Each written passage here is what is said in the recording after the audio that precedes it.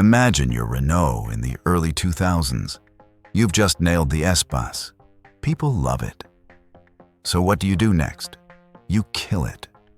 But not before building a luxury coupe minivan hybrid no one asked for.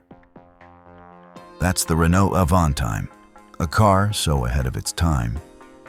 It was completely out of sync with reality. Welcome to the story of the weirdest, boldest, and most gloriously French automotive failure ever. A car that flopped so hard, it became a legend. Welcome to Nobody Drives. Like, subscribe, and drop a comment for more. Let's start. Let's start with what the Avantime actually is, or tried to be. Born in 2001. During Renault's era of experimentation under design chief Patrick Lecaimont. The goal? Mix the space of a minivan with the sex appeal of a coupe. The result? A two-door, four-seat, panoramic glass, luxury spaceship made of aluminum and confusion. Platform, based on the Espace, but shortened and restyled to be premium. Think of it as a concept car someone dared to mass produce. And Renault actually did. Let's talk about the design. Because the Avantime didn't whisper, different. It screamed it. Massive windows, pillarless sides, and a roofline that confused even geometry teachers. Two gigantic doors the size of airport runways. Tail lights that looked like they were stolen from a spaceship. Oh, and no B-pillar. Because why not completely ruin structural rigidity in the name of French drama? It looked like nothing else on the road. Part art installation, part luxury pod, part existential crisis. And what was powering this masterpiece? A 3.0-liter V6 engine producing 210 horsepower, shared with the Laguna and Velsatis. Front-wheel drive, automatic or 6-speed manual. 0 to 100 kilometers per hour in about 8.6 seconds. Not slow, but not fast enough to outrun the embarrassment either.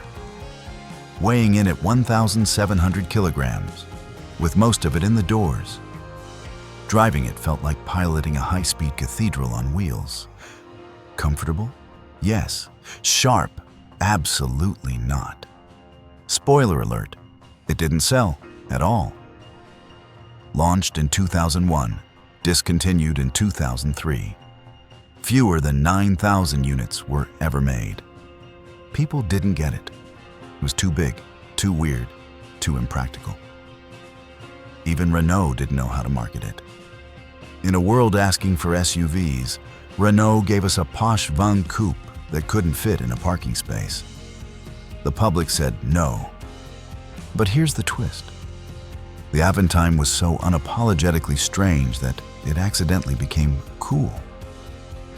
In today's sea of soulless crossovers, the Avantime looks, kind of brilliant. It's got presence, character, and a massive sunroof that feels like a skylight to another universe. Collectors are starting to notice it. Enthusiasts call it a design icon. And you know what? They might be right. It's the kind of car that ages like weird cheese.